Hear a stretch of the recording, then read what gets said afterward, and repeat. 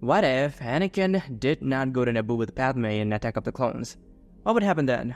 Let's find out. So in this timeline, everything would be the same as in the original timeline until Anakin and Obi Wan meet with the Jedi Council to discuss their investigation into the attempt on Padme's life.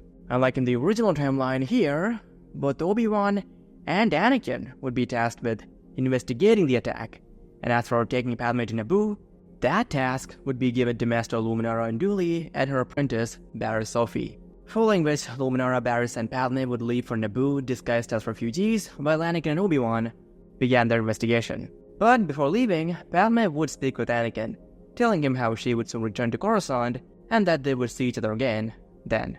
This made Anakin feel hopeful, and he said his farewells to Padme before he and Obi-Wan made their way over to Dexter Jettster's diner, where Dexter directed them both to Kamino.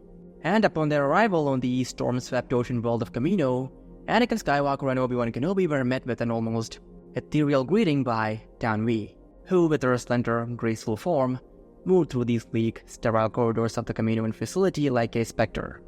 The constant patter of rain against the translucent structures gave the environment a surreal, almost dreamlike quality.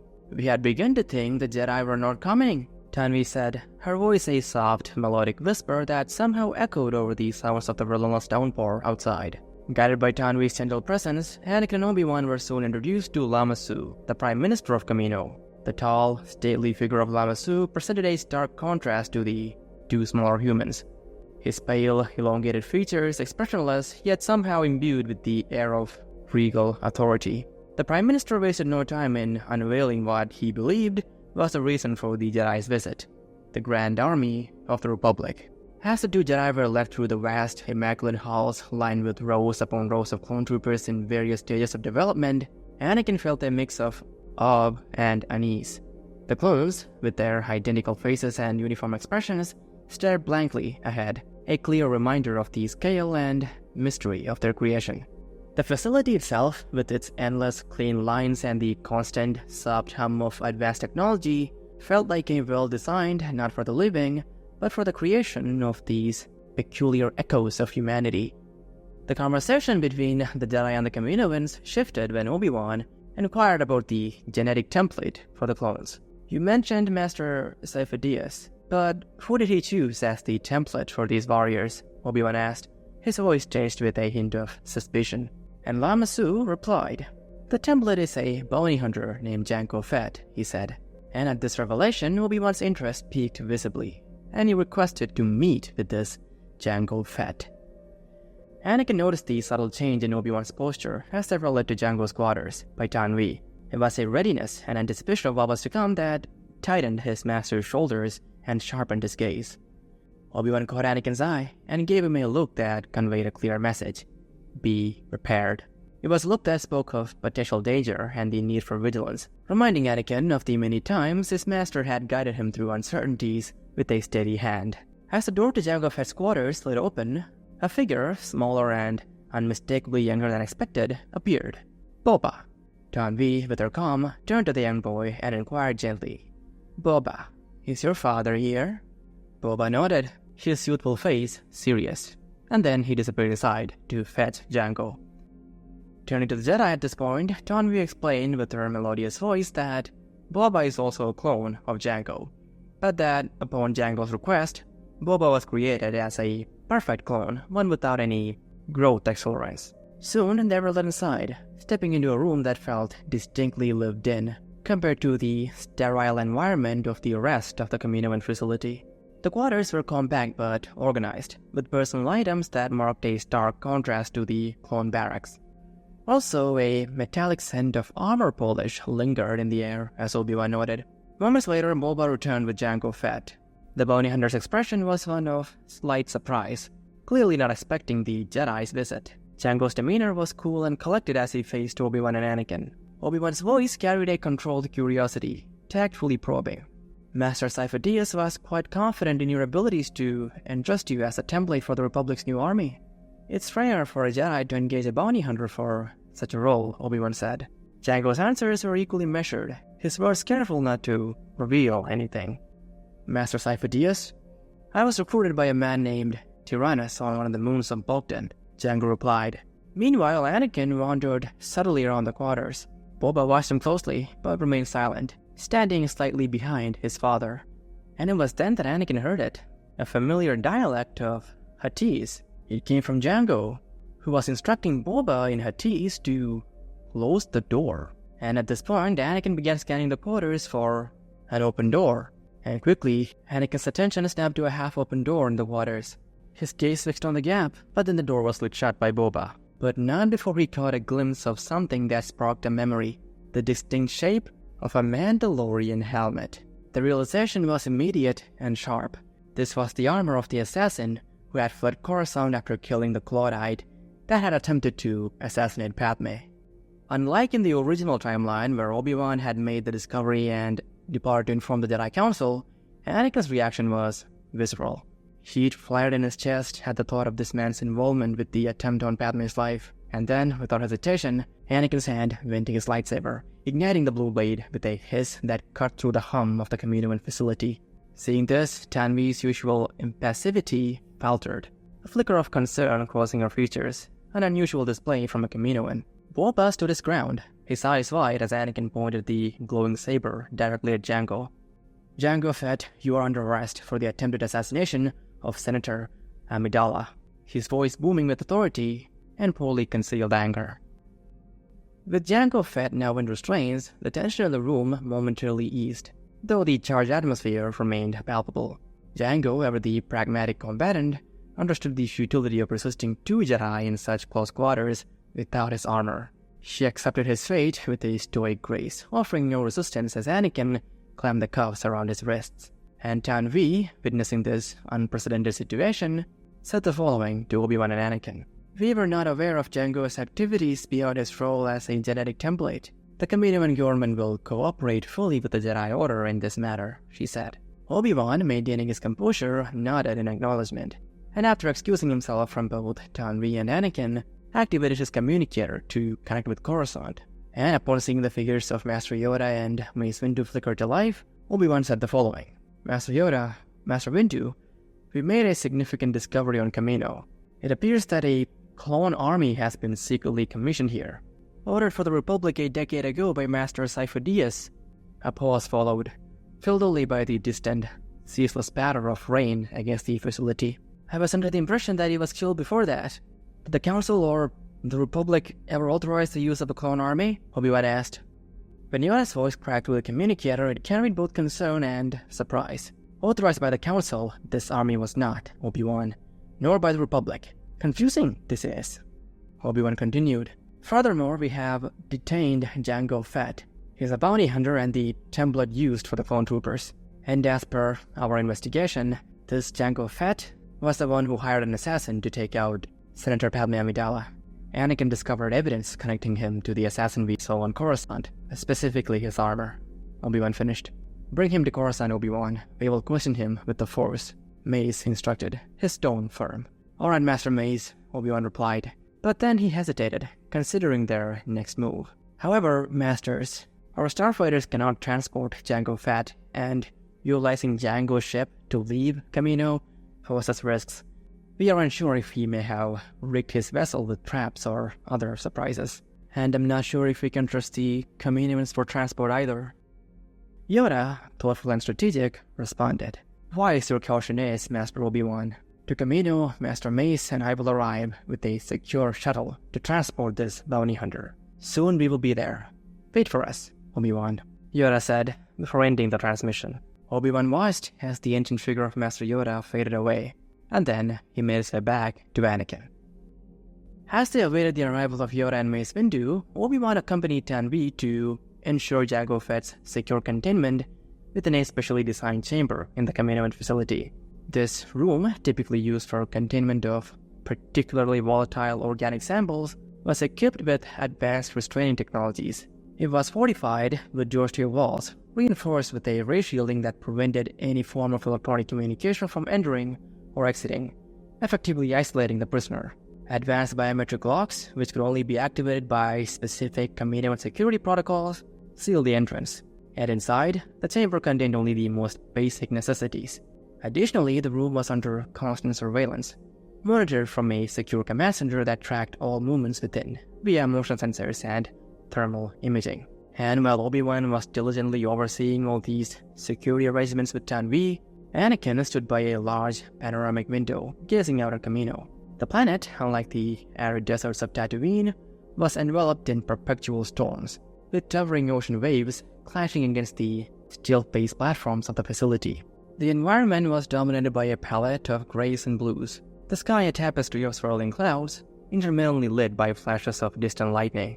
And below the skies, the ocean teemed with native life forms, such as the Aiwa, which were large winged creatures that the Kaminoans used as both transport and for herding smaller aquatic animals.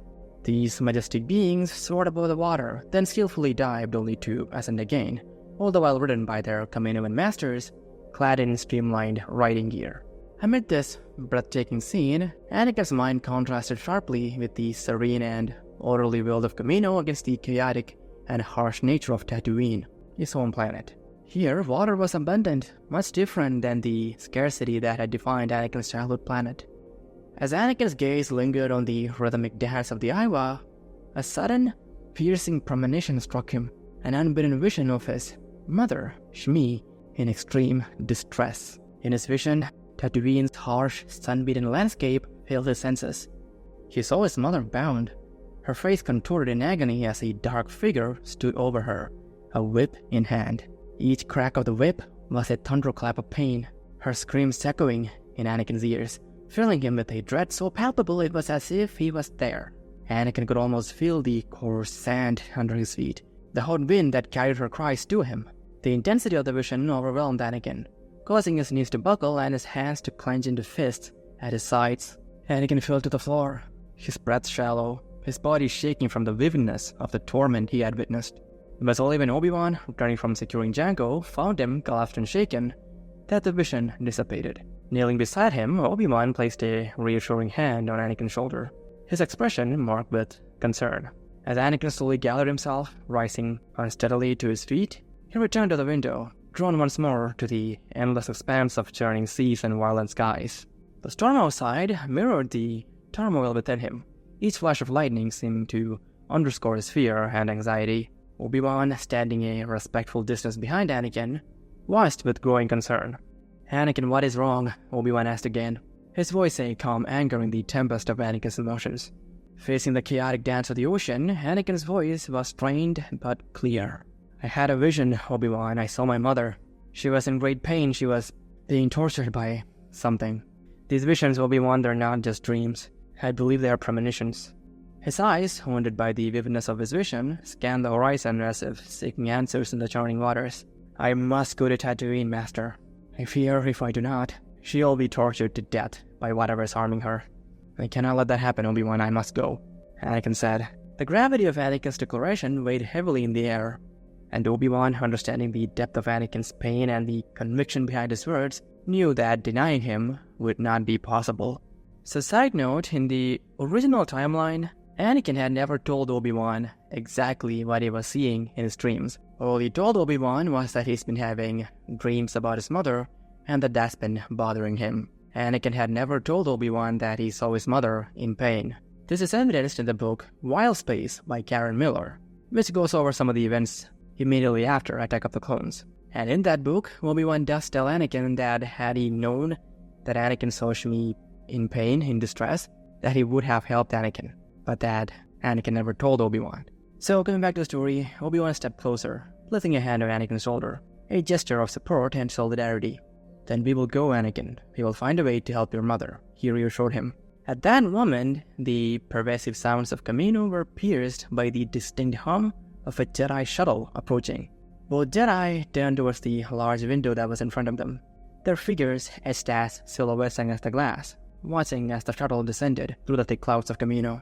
As it landed gracefully on the nearby platform, its shape became clearer, its elegant but functional design emblematic of the Jedi's approach to their duties, combining aesthetics with purpose. Anakin and Obi-Wan watched in silence, the sight a temporary distraction from the pressing concerns that burdened them. The window framed them perfectly, the howling wind outside juxtaposed with the calm determination inside. Anakin's gaze was fixed on the Jedi shuttle, but his mind was undoubtedly on Tatooine, visualizing the arid deserts and his mother, who needed his help. As Yoda's shuttle landed on the rain-soaked platforms of Kamino, the mood was one of urgency and tension. The Jedi Master, along with several other Jedi, including Mace Windu, quickly took control of the situation. Jango Fett, now in restraints, was escorted to the shuttle, accompanied by his son, Boba Fett, who, as per Tanvi, often traveled with his father. So they decided to take the young clone with them as well. The Kaminoans, with their typical impassivity, observed the proceedings, their features betraying no emotion but their eyes following every movement. As Jango and Boba were secured in the shuttle, Yoda found a moment to confer with Obi Wan. Obi Wan's brow furrowed with concern as he approached Yoda.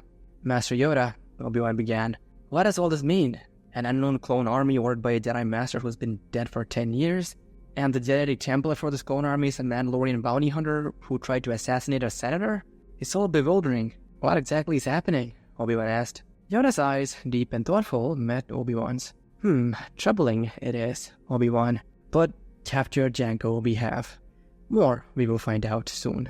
And on Kamino I will stay, for a short while, to question the Prime Minister further. Much to uncover there is. Obi-Wan nodded, understanding the gravity of their discovery. And it was then that Obi-Wan took the opportunity to share Anakin's troubling visions with Yoda. "Master, there is another matter. Anakin has been troubled by visions of his mother's suffering on Tatooine. In his words, he saw her being tortured, and he feels compelled to go to Tatooine to aid her."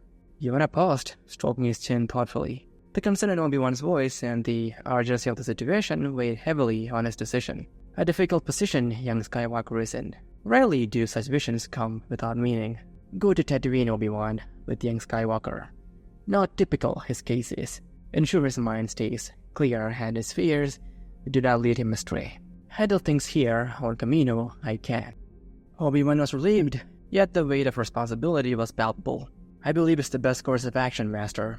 If something were to happen to his mother and we did nothing, I fear we might lose Anakin, not just to grief but perhaps from the Order itself." Yoda nodded sagely. "Right you are, Obi-Wan.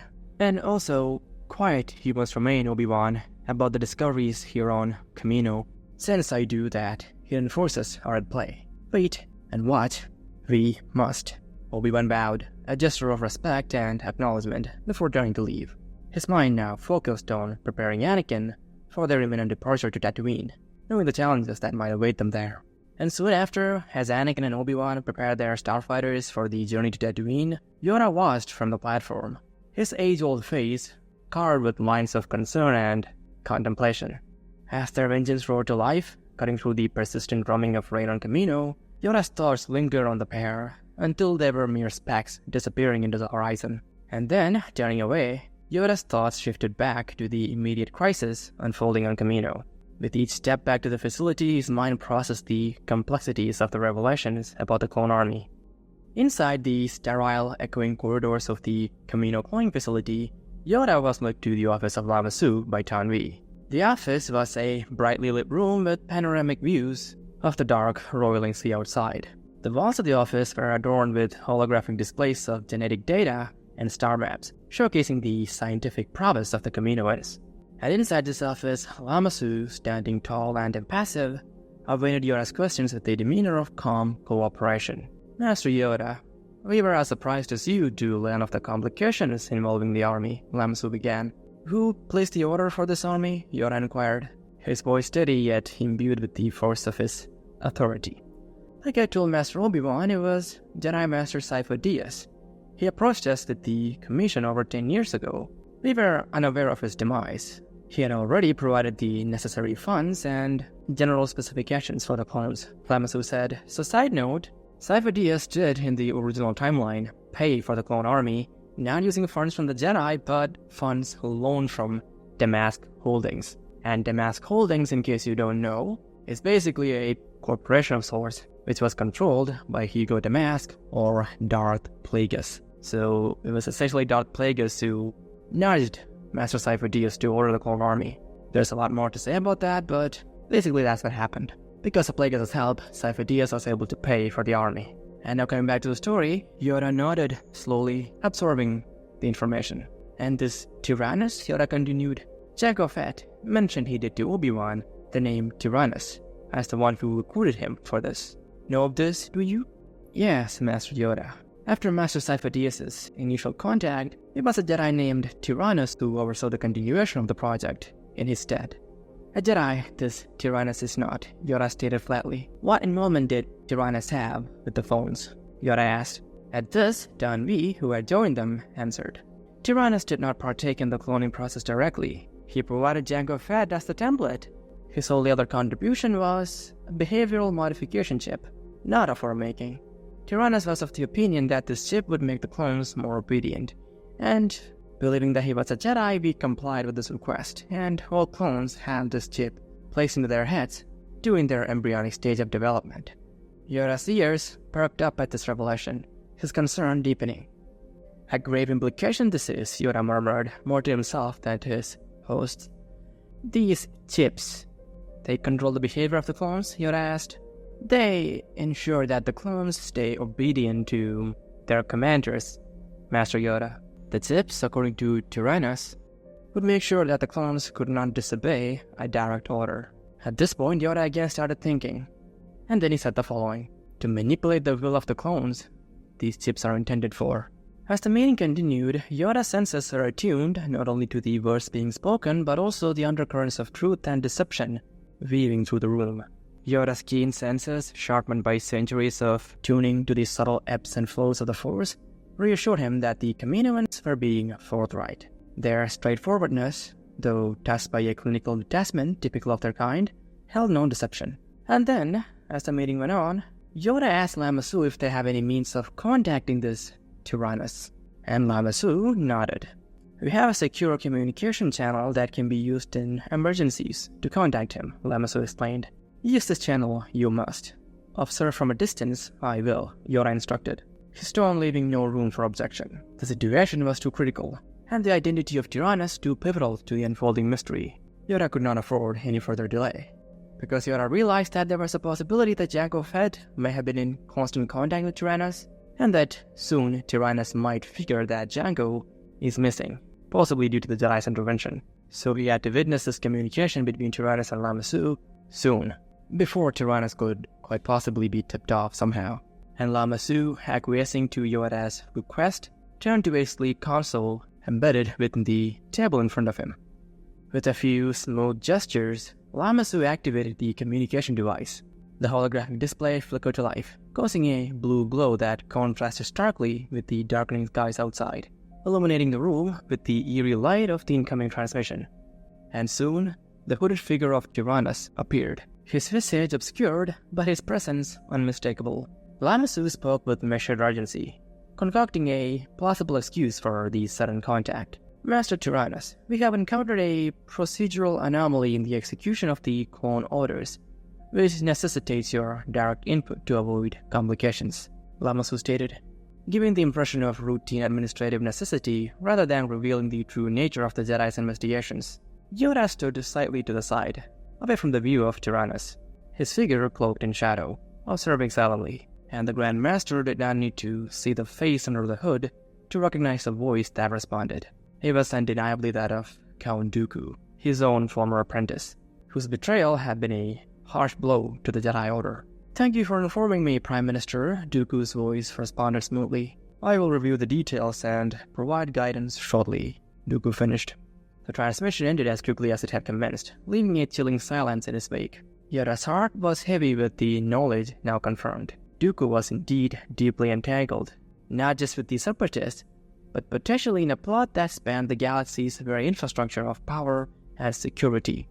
Yoda's realization deepened as the unfolding situation settled around him. Dooku, who had become Tyrannus, was likely responsible for taking over the Clone Army project after the mysterious disappearance and, as Yoda now suspected, probable murder of Master Sifo-Dyas. Yoda's understanding of his former Padawan's betrayal deepened with each passing moment. Yoda then considered the purpose behind the creation of the Clone Army. The only logical conclusion was that it served as a trap. Why else would an opponent of the Republic create an army for that very same Republic? Yoda then figured that by embedding control chips within the clones, Dooku could quite possibly choose to manipulate the Clone Army at a pivotal moment. These biochips, a sinister innovation, but not merely for obedience, but for absolute control Master Yoda realized. So side note, in the later seasons of the Clone Wars, the Jedi Council does come to find that Tyrannus was involved with the creation of the Clone Army. But the Council, mainly Yoda, summarized that the Clone Army has been loyal to the Republic and won't betray them somehow. So they chose to ignore that Dooku was involved with the Clone Army's creation in that timeline. But here, Yoda realizes all this before the Clone Army had the chance to prove their loyalty. So he comes to the conclusion that they are indeed a trap in this timeline. Anyways, back to the story. The attempt on Senator Amidala's life slotted into this dark mosaic with cold clarity. Padme Amidala was a vocal and influential opponent of the Military Creation Act, an act that, if approved, would have granted the Republic the authority to create an army for it. It is to vote on this act that Padme arrives on Coruscant in the beginning of Attack of the Clones. Anyways, by orchestrating an assassination attempt on her life, Dooku, as Tyrannus, aimed to stoke the flames of fear among the Republic's leadership and populace alike. This fear would drive even the staunchest opponents of the act to reconsider their stance, potentially leading to its passage. And once the act was approved, all Dooku would have to do would be to manipulate the Kaminoans into revealing the Clone Army to the Republic, and the Republic could officially commission the Clone Army, Dooku's army, under the guise of necessity. A brilliant plan, Yoda thought to himself after realizing all this. Yoda's gaze then drifted to the storm outside, the lightning flashes mirroring the connections firing in his mind. Jango Fett's failure and subsequent capture were not part of Dooku's plan. It was an unforeseen slip in an otherwise meticulously woven scheme. Had it not been for this error by Jango, the sinister depth of the plot might have remained hidden until it was too late, Yoda thought. It was imperative that they act wisely and discreetly to thwart Dooku's meticulously crafted plot. The danger was immense, not just to the Republic, but to the very fabric of galactic democracy and peace. Turning his thoughtful gaze back from the turbulent ocean to Lama Su and Tanvi, Yoda's voice was calm yet carried an undeniable urgency. A grave risk these biochips represent, Prime Minister. Remove them from every clone. We must. And aware of this removal, Tyrannus must not be. We have the element of surprise on our side. Lose that, we should not. Bigger than even this, the full scope of Dooku's plans might be. Lama Su's expression, typically unreadable, flickered with a trace of surprise, quickly masked by his customary poise. Tanvi, ever the attentive observer, nodded slightly, understanding the importance of the Jedi Master's request. Master Yoda, we assure you, our loyalties lie with your order, and we will comply with this requirement, Lama Su responded. The removal will be a delicate task, but one that we can handle. It will be done discreetly, and no information will be divulged to Tyrannus or any other party. And you are more than welcome to have a member of your order oversee the process, Lama Su said. Yoda acknowledged this with a nod, his eyes narrowing slightly as he considered the broader implications of his decision. By keeping Tyrannus or Dooku in the dark about the Jedi's awareness of the biochips, they preserved the element of surprise.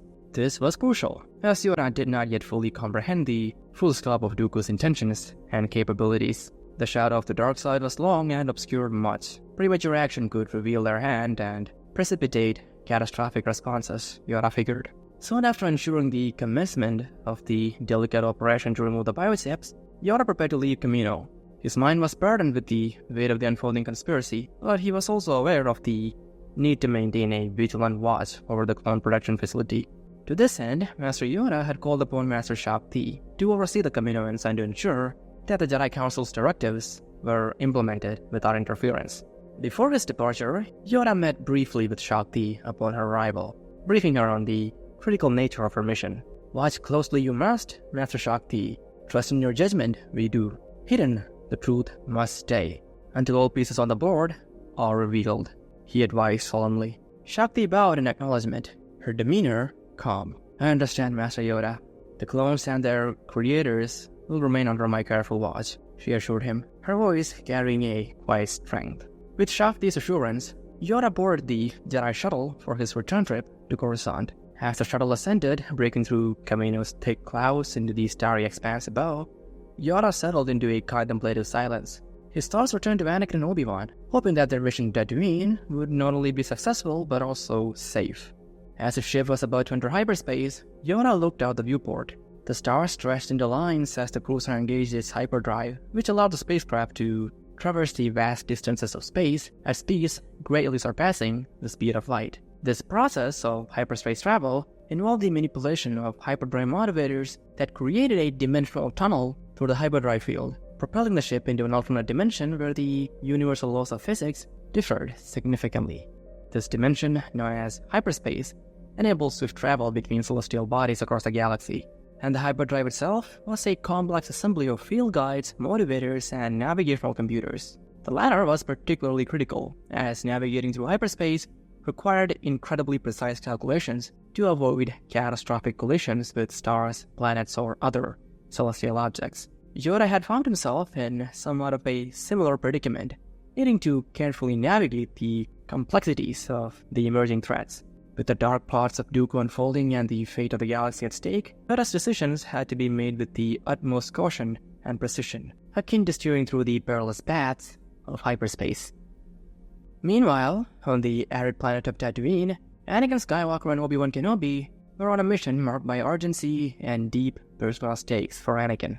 Guided by Anakin's unerring instinct, they made their way to Watto's shop, and Watto led the pair to the Lars homestead, where Shmi supposedly resided after being bought and freed by Klieg Lars. And once the two Jedi reached the Lars homestead, they met Omen Lars, his girlfriend Beru Whitesun, and Klieg Lars, who shared with them the distressing news of Shmi Skywalker's abduction by Tusken raiders, almost a month prior to this point. Klieg told them of how 30 of them tried to rescue Shmi, but that only 4 of them returned. But after hearing all this, Anakin decided to go after the Tuskens. He was not going to give up. And determined, Anakin and Obi-Wan borrowed speeders from the Lars family and went looking for the Tusken camp. Their speeders kicking up clouds of dust as they spread across the Dual Sea towards the Tusken camp. So in this timeline, Anakin and Obi-Wan are on Tatooine a few days earlier than when Anakin had arrived on Tatooine in the original timeline. And this proved to be crucial, because when they found Shmi, she had enough life left in her to hold on till the Jedi could get her to a hospital. The rescue was tense and fraught with danger. As the two Jedi attempted to leave with Shmi, they were ambushed by a group of Tuskens. Anakin's emotions surged as he faced the captors of his mother. But under Obi-Wan's guidance, they managed to fend off the attackers without excessive violence. Anakin's prowess with the lightsaber and Obi-Wan's calm, strategic mind led to only a few Tuskens falling, before the rest retreated into the desert, knowing that they couldn't win this battle.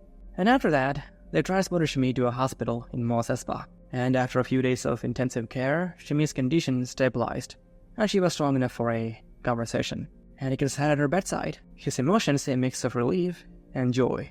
The conversation was long and filled with emotion, covering the years of their separation. Eventually, Anakin said that he is considering leaving the Jedi to stay on Tatooine with Shmi. Shmi, with the wisdom of one who had endured much, spoke to Anakin not just as her son, but as a Jedi. "Anakin, my future is here. The yours is among the stars," she implored.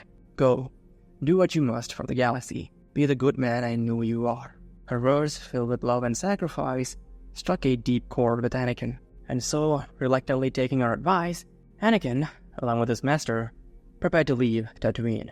They said their farewells to the Lars family and Shmi, who was recovering well, and the Lars family expressed their gratitude for the Jedi's intervention. And with heavy hearts but a sense of closure, Anakin and Obi-Wan departed Tatooine. As they left, the barren expanses of Tatooine were a harsh reminder of the trials they had faced. The planet, with its unforgiving climate and ever-present dust in the air, was a stark contrast to the vibrant life of Coruscant. Yet it was a place that had shaped Anakin, a constant reminder of where he had come from and the resilience required to survive and thrive. In the days, weeks, and years that followed the revelations on Kamino and Shmi's survival, a cautious yet decisive Yoda chose to keep the nature of what he had learned confined to the Jedi Council. His wariness stemmed from the harrowing incident shortly after Jango and his son were brought to Coruscant for questioning. Both were mysteriously murdered, a clear indication that powerful, covert forces were at play, possibly with spies embedded within the Republic's ranks. So this made Yoda more wary than he already was. And because of that, to Chancellor Palpatine and other Republic officials, Yoda disclosed only that Jango Fett, the assassin linked to the attempt on Senator Amidala's life, was captured on Kamino, and that a clone army had been unexpectedly discovered there. The more sinister details involving Tyrannus and the Inhibitor chips, however, remained shrouded in secrecy. discussed only in hushed tones within the secure confines of the Jedi Council chambers. The precarious situation necessitated a delicate balance of openness and discretion. Yoda's guarded approach was driven by the dual need to protect the Republic and to prevent Dooku from realizing that the Jedi were slowly unraveling his elaborate schemes. Meanwhile, on Geonosis, since Obi Wan Kenobi never arrived to uncover the droid army as in the original timeline, Count Dooku and Darth Sidious were compelled to orchestrate another event to escalate their plans. They chose aggression as they reveal. Dooku unleashed the droid army upon a defenseless Republic fold, a brutal demonstration of power meant to instill fear and chaos throughout the galaxy. The attack galvanized the Senate, where panic and a desperate clamor for security dominated the discourse. On Naboo, Padme Amidala, still under the protection of Master Luminara, remained distant from galactic politics, and this absence allowed Chancellor Palpatine to manipulate Jar Jar Binks to make him propose before the Senate to grant Palpatine emergency powers, so that Palpatine may approve the Military Creation Act and they could utilize the clone army, just like in the original timeline. And because of the atmosphere of fear that existed in this timeline as well, the plan works and Palpatine is given emergency powers, shortly after which he approves the use of the clone army. Thus began the Clone Wars, under circumstances altered by the absence of the inhibitor chips within the clones. This critical difference, unbeknownst to most, shaped the nature of the conflict in subtle but profound ways. Without the chips, the clones retained more autonomy and moral discretion. As the Clone Wars escalated, despite the absence of the inhibitor chips, the conflicts unfolded in a manner closely mirroring the original timeline, albeit with nuanced differences. The loyalty of the clones in this timeline were based on their experiences and relationships with their Jedi commanders rather than programmed obedience, fostering a stronger, more personal bond between the Jedi and their troops. Anakin Skywalker, with both his arms intact in this timeline, emerged as a formidable force in the galaxy, quickly gaining fame throughout the galaxy and being known as the hero of the Clone Wars. During this tumultuous period, Anakin's relationship with Padme Amidala began to evolve from mutual respect and camaraderie into a deeper, more closer connection. The lack of immediate romantic entanglement allowed their relationship to mature over time, grounded in shared experiences and growing trust. Ahsoka Tano, Anakin's apprentice, played a pivotal role in the wars. Her journey mirrored the original timeline, up to the point of the bombing incident at the Jedi Temple. Feeling disillusioned by the Jedi Council's suspicion towards her, she chose to leave the Order. This departure was a significant blow to Anakin, who saw Ahsoka not just as a pupil, but as a younger sibling. Her leaving made Anakin a bit resentment towards the Jedi Order, but in this timeline, with his mother still being alive and being in constant contact with him, Anakin's pain was less. And then, as time went on, the pivotal moments leading up to the events of Revenge of the Sith began to align, with Ahsoka Tano engaging in a fierce battle on Mandalore, attempting to capture the renegade Sith Maul. Meanwhile, Count Dooku's fate was sealed, just as in the original timeline. During their skirmish on the Invisible Hand, Anakin, driven by a mix of strategic necessity and personal vengeance, ended Dooku's life. So Dooku died without knowing that his clone army had been sabotaged. Crucially, in this timeline, Anakin received no premonitions of Padme's demise, which significantly altered the emotional landscape of his decisions. Also, quick side note, there is a theory that the visions of Padme dying that Anakin gets were somehow planted in Anakin's mind by Palpatine. But, if you look at the visions that Anakin get, the one of Padme dying and the other of Obi Wan talking to Padme, and then compare it to what actually happens by the end of the movie, you see that it's the same shot. So there is no way Palpatine could have manipulated the way Padme would turn her head when she died, or what Obi Wan and Padme would say to each other. So chances are, in the original timeline, Palpatine also got the vision of Padme dying, and then used that information to manipulate Anakin. Or maybe he somehow made Anakin see the actual future. So based on these assessments, I personally do not believe that the visions Anakin get were planted by Palpatine. So in this timeline, Anakin not getting these visions, Palpatine don't get them either, and Palpatine, in turn, wouldn't be able to manipulate Anakin with Padme's demise. But despite these protective factors, Palpatine contemplated alternative plans, including the use of Anakin for cloning purposes within Project Necromancer, or for Sith Essence Transfer, using which Palpatine would be able to transmit his soul into Anakin's body, should turning Anakin to the dark side fail, which it seemed like it would in this timeline. Because by this point Palpatine had realized that the time had arrived for the Empire to be formed. To that end, Palpatine slipped Grievous's location to the Jedi, and Obi Wan became tasked with hunting down the cyborg general. And soon enough, Grievous died, and the stage was set for a dramatic confrontation. Because when Anakin went to Palpatine to tell him of how Grievous was dead, Palpatine revealed his Sith identity as Darth Sidious to Anakin. Anakin then relayed this critical information to Mace Windu, another senior Jedi who promptly tried to arrest the Sith Lord.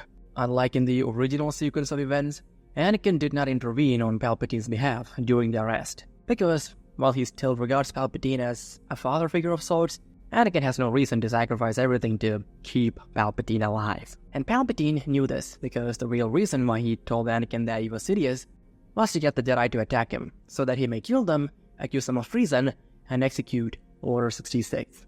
And so Palpatine, wielding immense dark power, managed to defeat the Jedi, casting Master Windu out of a window, though not fatally. But still, Master Windu was taken out of a position where he could do something to stop Palpatine's plans. And then, with the Jedi incapacitated and unable to stop him, Palpatine sent out a galaxy-wide transmission to almost every single clone trooper to activate Order 66, but not to every clone.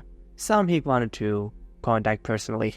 And one of these commanders who Palpatine wished to contact personally was Commander Cody, who was near Obi Wan. But when Palpatine told Cody to execute Order 66, expecting immediate and unconditional compliance, all Palpatine saw was confusion among the clones.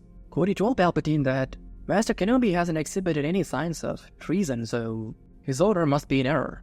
This confused Palpatine. He again told Cody to execute Order 66, which eventually made Cody angry and told Palpatine that he wasn't some droid built to act on protocols. At this point, Palpatine turned off his comlink, and he then contacted Master Meta and asked him if the clones have turned on the Jedi. And Meta told Palpatine something he was not expecting. His order to execute Order 66 has had virtually no effect on the clones. Palpatine scrambled because he was sure that this would work. So side note, one of the reasons that Palpatine would be so sure that the order would work was because occasionally, to test the effectiveness of the chip, Tyrannus had asked the Kaminoans to transport some clones to some distant world in the Outer Rim, where Sidious could personally test the effectiveness of the biochips. And during these tests, Sidious and Dooku were satisfied with the responsiveness of the clones and the effect of the biochips. But again, in this timeline, the Kaminoans were on to Dooku and were working with the Jedi, so when Dooku asked for a clone for whatever reasons he provided, the Kaminoans knew that he was probably trying to test the effectiveness of the inhibitor chips, so the Kaminoans and the Jedi made sure that the clones that went to Tyrannus had the chips in their brains. So that is the reason why Palpatine would be so shocked now. But Palpatine was smart, and he quickly figured that somehow, some way, the inhibitor chips had been deactivated or removed.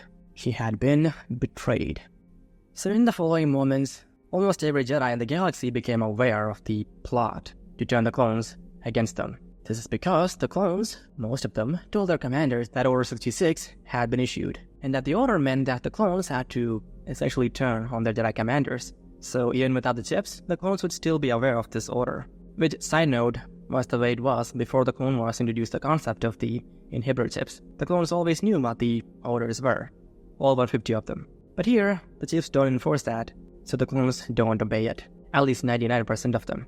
And as this was happening, Master Yoda too, of course, became aware of this plot. So as soon as Mace Windu and the other Masters had gone to arrest Palpatine, Anakin had sent transmissions to various Jedi Masters, including Obi Wan and Yoda, that Palpatine was Sidious. And later, when the clones were asked to execute Order 66, all the pieces fell into place in Yoda's mind, and he realized that Dooku was in league with Sidious, who was actually Palpatine, and that the clones were their way to destroy the Jedi. But due to Jango Fett's mistake all those years ago, that plan had been foiled. So quickly, Yoda returned to Coruscant, where he immediately went before the Senate and accused Palpatine of orchestrating the Clone Wars, and he had more than enough evidence for it. Yoda told the Senate and the galaxy about the inhibitor chips, about Dooku, about the Kaminoans, and pretty soon most of the galaxy and the senators became convinced that Palpatine was not who he said he was. And on top of that, 4 Jedi who went to arrest Palpatine, 3 of them were killed, and 1 thrown out of a window by Palpatine. I mean, if about the Jedi came to arrest you, at least for the moment you should comply with them and plead your case before the Senate, not kill them all. This further sold everyone on the idea that Sidious wasn't who he said he was.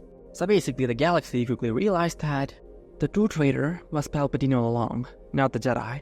And so the Security Council immediately executed a different order, Order 65, which essentially turned the clones against the Supreme Chancellor instead of the Jedi. But unlike with Order 66, which required a chip to enforce, 65 didn't need it, because the clones had no bonding with Palpatine, and they too became convinced that Master Yoda was right, and that Palpatine was a traitor.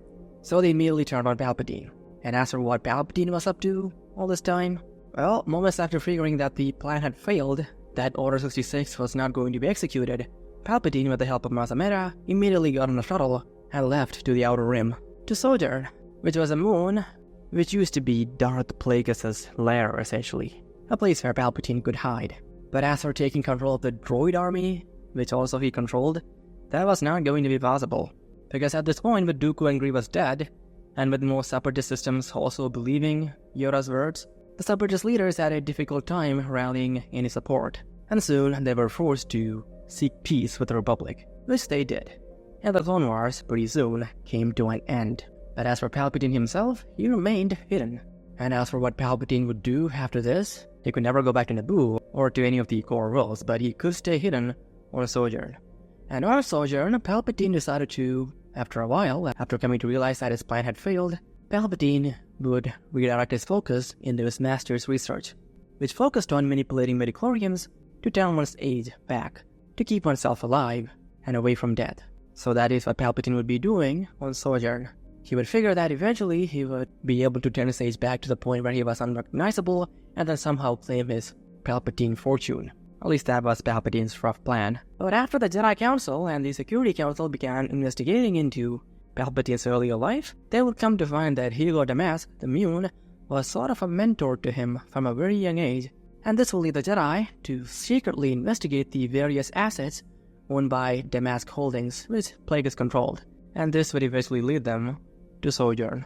And after confirming through various subtle strategies that Palpatine was indeed on the moon, the Jedi launched a full-scale attack on Palpatine's hideout, which ended in... what do you think that ended in?